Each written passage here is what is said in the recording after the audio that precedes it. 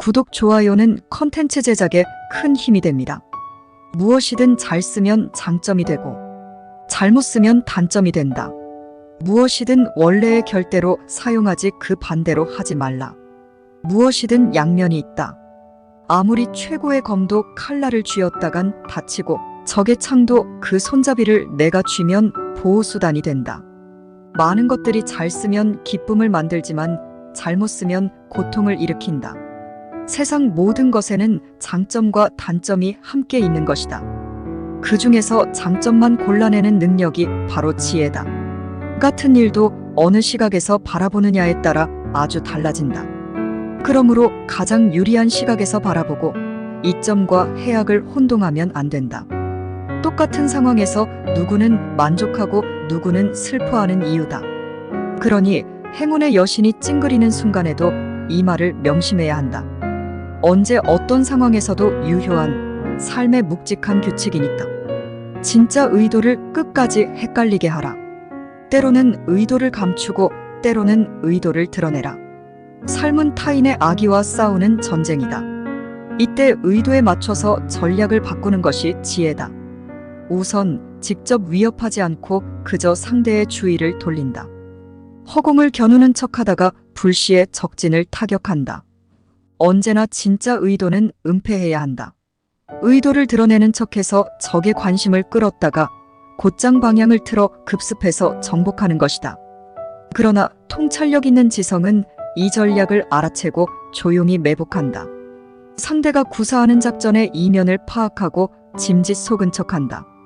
그러면 이제 전투의 양상은 상대의 술책을 한 수 먼저 내다보는 것으로 격상되면서 진실을 말해서 속이는 게임으로 바뀐다. 정직하게 말해서 기만하고 속임수를 뻔하게 구사해서 헷갈리게 한다.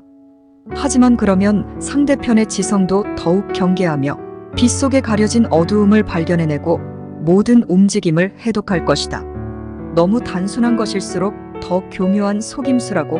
이렇게 피톤의 관계와 그 관계를 환하게 꿰뚫는 아폴론의 빛이 싸우는 것이다. 기대치는 낮추되 나쁜 일은 과장하라. 기나친 기대를 받으면 등장하지 말라. 요란하게 상찬을 받은 자의 불행은 이전에 지워진 기대에 결코 부응할 수 없는 것이다. 현실은 상상과 전혀 다르니까 이상형을 그리긴 쉽지만 그것을 실현하는 것은 매우 어렵다. 상상력은 소망과 결합해서 실제보다 훨씬 큰 것을 그린다. 그래서 제 아무리 우수한 사람도 쏟아지는 기대를 충족시킬 수 없다. 그러면 사람들은 기대에 못 미치는 것에 실망하고 존경심을 비난으로 바꾼다. 희망은 진실을 크게 왜곡한다. 그러니 기대 이상의 성과를 확신하는 행동을 삼가라. 최종 결과를 장담하지 말고 그저 초반의 훌륭한 시도들 몇 가지로 주의를 끄는 정도로 충분하다.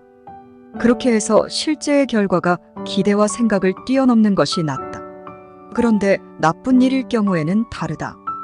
오히려 과장이 유익한 것이다.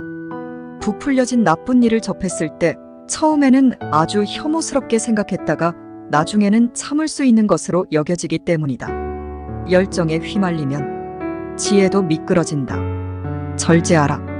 열정의 증상은 지혜의 빙판길이고 여기에 파멸로 추락할 위험이 있다. 많은 태어난 순간들보다 분노나 환희의 순간에 사람들은 더 멀리 떠밀린다. 때로는 한순간의 일이 평생 치욕이 될 수 있다. 어떤 이들은 종종 고의적으로 우리의 이성을 흔들고 가장 우월한 사람을 극단으로 몰 수 있는 비밀의 고문도구를 이용한다. 열정이라기보다는 아주 신중한 정신이 요구되며 거기에 머무는 사람은 대단히 현명해야 한다. 위험을 파악한 사람은 신중하게 자신의 길을 간다. 좋은 소식을 전하라. 좋은 소식을 전하라.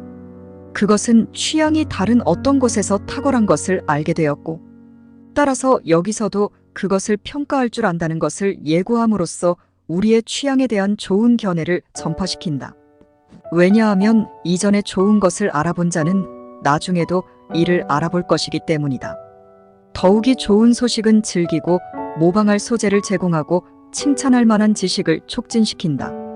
그렇게 아주 세련되게 현재의 완벽한 일에 예의를 표시한다.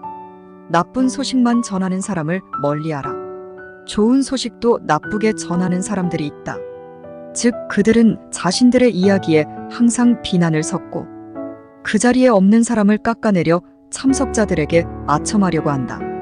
그것은 얼마나 교묘하게 다른 사람에 대해 나쁘게 이야기하는지 인식하지 못하는 피상적인 사람들에게 통한다. 많은 사람들은 오늘의 평범함을 어제의 탁월성보다 더 높이 평가하는 술책을 갖고 있다. 추의 깊은 사람은 이 모든 술책을 통찰해야 하고 다른 사람의 과정된 이야기를 통해 낙담해서도 안 되고 다른 사람의 아첨을 통해 교만해서도 안 된다. 괜한 고집을 부리지 말라. 적이 좋은 편을 선점했다는 이유로 나쁜 편에 서겠다고 고집 부리지 말라. 그러면 이미 한 방 얻어맞는 상태로 싸움을 시작하고 결국 모욕적인 모습으로 철수해야 한다. 나쁜 무기로 이길 수 없다. 적이 영민하게도 더 좋은 위치를 선점했다고 해서 뒤따라가며 더 나쁜 선택을 하는 건 어리석다. 그렇게 고집을 부려서는 싸움이 고사하고 말싸움도 이기기 어렵다. 고집 센 사람들이 흔히 범하는 실수가 반대하기 자체에 매몰되어서 진실을 잊고 싸움에만 몰두하다가 목적을 잊는 것이다. 현명한 사람은 결코 격한 감정의 편이 아니라 올바른 편에 선다. 좋은 편은 단번에 찾아낼 수도 있지만 나중에 점차 그쪽으로 다가갈 수도 있다. 적이 어리석다면 나쁜 쪽으로 길을 바꾸도록 유도할 수 있다. 이 경우에 적을 좋은 위치에서 몰아내는 유일한 방법은 당신도 그것을 취하는 것이다. 그러면 어리석은 적은 그 길을 버릴 것이고 두고두고 괜한 고집을 부린 대가를 치를 것이다. 교활함을 총명함으로 착각하면 안 된다. 오늘날 약삭빠르게 살 수밖에는 없는 면이 있지만 그래도 위선자 소리는 듣지 말라. 교활하다는 말보다 진중하다는 평가를 들어야 한다. 모두들 정직한 행동을 좋아하지만 정작 자신들은 그렇게 행동하지 못한다. 그렇다고 해서 정직함을 단순함으로 폄하하거나 총명함을 강교함으로 취급해서는 안 된다. 교활해서 두려움 대상이 되기보다 지혜로워서 존경받는 사람이 되어야 한다. 솔직한 사람들은 사랑받지만 기만당한다. 그래서 기만이라고 생각되는 것을 알아차리는 게 가장 중요하다. 황금 시대에는 올곧은 사람들이 많았지만 이 치열한 시대에는 속임수가 난무하다. 자신이 해야 할 책임과 의무를 정확히 알고 있는 사람은 존경과 신뢰를 얻는다. 그러나 위선자라는 사람들은 위험하고 불신을 일으킨다. 목표와 행동을 일치시켜라. 진부해 보이지 않으려고 역설적으로 구는 일을 삼가라. 어느 쪽이든 지나치면 평판을 망친다. 합리성에 역행하는 모든 시도는 바보스러운 행위다. 역설은 결국 기만이다. 처음에야 새롭고 짜릿하다고 박수를 받지만 나중에 속임수가 드러나고 약점이 명백해지면 신뢰를 잃는다. 역설은 일종의 현혹이고 정치에서는 국가의 파멸을 의미한다. 위대한 업적을 성취는 고사하고 흉내도 낼 수 없는 자들이 역설에 전념한다. 바보들은 찬미하고 현명한 사람들은 진실을 꿰뚫어 본다. 역설은 말도 안 되는 주장을 하는데 그 근거가 전부 거짓은 아닐지라도 확실히 불확실성에 기반했기 때문에 삶의 중대한 문제들을 위험에 노출시킨다. 노련한 정치가는 책임을 전가하고 훌륭한 정치가는 의무를 지운다. 남에게 의무감을 지워라. 호의를 주고서 반드시 되갚아야 할 의무로 느끼게 만드는 사람들이 있다. 아주 교묘해서 호의를 되돌려받는 것인데도 마치 자신이 은혜를 베푼 것처럼 존경과 박수까지 받는다. 자신의 이익을 상대방의 명예처럼 만들어서 선사받고 마치 그들이 봉사를 한 것처럼 비치도록 노력하게 사태를 주도한다. 아주 노련하게 누가 누구에게 신세를 지는 것인지 헷갈리게 만든다. 칭찬만으로 최선의 결과를 얻어내고 상대방도 매우 기분이 좋아지게 만든다. 매우 정중한 태도로 자신들이 짊어져야 할 의무까지 상대방에게 전가한다. 정중한 화법을 이런 식으로 적극적으로 활용하는 건 학자보다는 노련한 정치가의 면모다. 대단한 수완이다. 그러나 더 훌륭한 수완은 사태를 정확히 인지하고 이러한 바보 같은 거래를 그만두고 정당한 영예와 이익을 돌려주는 것이다. 신비하게 남아라. 적당히 숨겨야 명성을 유지한다. 의도적인 부재를 통해 당신의 가치를 높여라. 항상 볼 수 있으면 영예가 줄고 보기 힘들면 더 소중해진다. 부재 중에 사자로 여겨지던 사람은 막상 출석하면 웃음거리가 될 수 있다. 위인들도 자꾸 보면 그 광채가 희미해지는데 내면에 꽁꽁 숨겨진 위대한 정신보다 볼품없는 외모의 껍질이 더 눈에 잘 띄기 때문이다. 상상력은 실제 얼굴보다 더 광범위하기에 귀로 들었던 정보는 눈을 통해 들어온 시각 정보에 의해 와장창 깨져버린다. 사람들의 입방아에 오르내리지 않는 사람이 자신의 명성을 유지할 것이다. 불사조도 숭배되기 위해 모습을 숨기고 높이 평가되기 위해 자신을 숨긴다. 그래야 호기심이 존경과 열망으로 불타오르게 된다.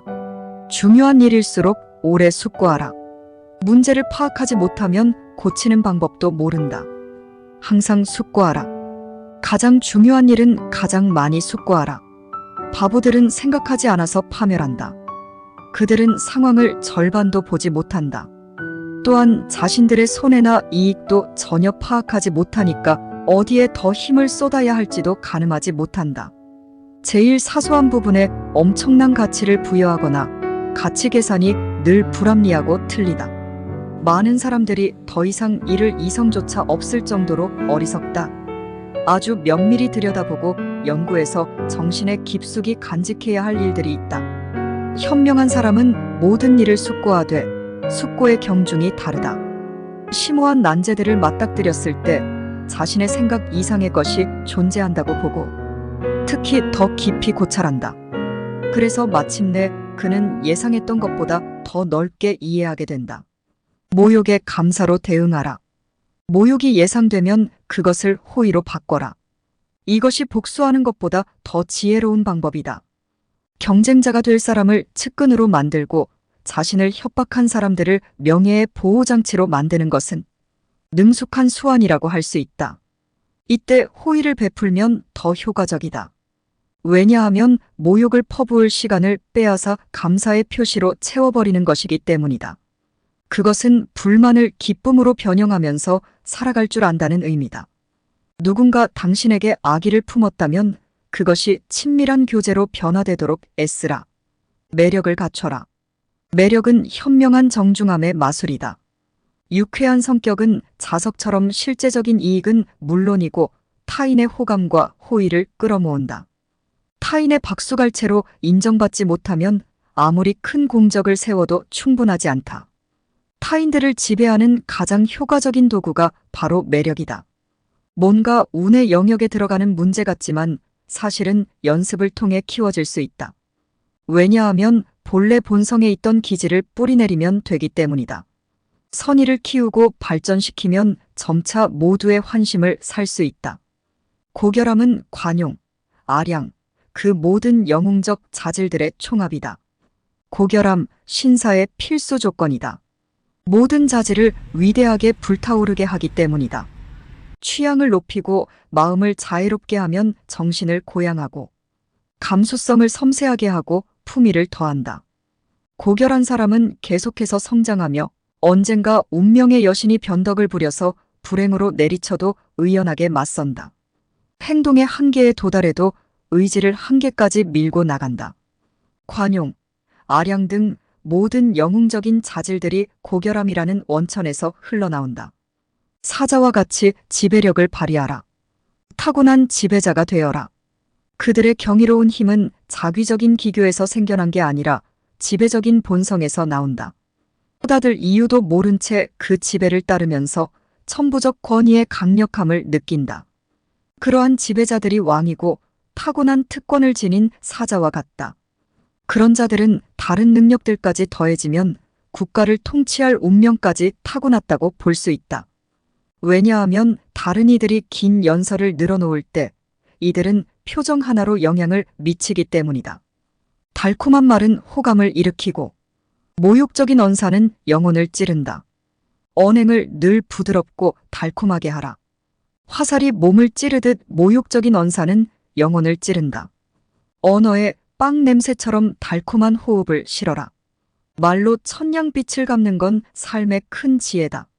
많은 갈등을 말로 해결할 수 있고 그럼으로써 불가능한 것을 관철할 수 있다. 이처럼 꿀처럼 달콤한 바람을 불어서 대기에 용기와 힘을 불어넣을 수 있다. 그러니 항상 입속에 설탕을 가득 물고 있듯이 말을 달콤하게 하라. 당신의 적대자들조차 잠시 반감을 누그러뜨릴 것이다. 상대의 호감을 사려면 평화로운 태도로 다가가야 한다. 사태를 관망하라. 무의가 최선책일 때가 있다. 사태를 관망하라. 그럴수록 사회생활이든 사생활이든 파도가 더 광포해진다. 인간사에는 정열의 소용돌이와 폭풍우가 있다. 그땐 항구로 들어가 정박하는 게 현명하다. 조종 치료약이 병을 악화시킬 때도 있으니 자연 치유에 맡기고 시간의 작용을 기다려봐야 한다. 훌륭한 의사도 처방하지 않아야 할 때를 알아야 하고 때로는 약을 쓰지 않는 것이 최고의 처방이다. 대규모의 소용돌이가 불 때는 손을 놓고 잦아들 때까지 기다리는 게 적절한 방법이다. 오늘의 일시적인 굴복은 장차 유사한 경우와 맞닥뜨렸을 때 승리를 보장한다. 샘물이 약간 휘저어서 진흙탕이 되었다면 별 대단한 기술이 있는 게 아니라 그저 시간이 흐르면 다시 맑은 샘이 된다. 분열과 혼란에 대항하는 최선의 수단은 각기 제 갈 길을 가도록 내버려 두는 것이다. 그러면 스스로 진정될 테니 말이다.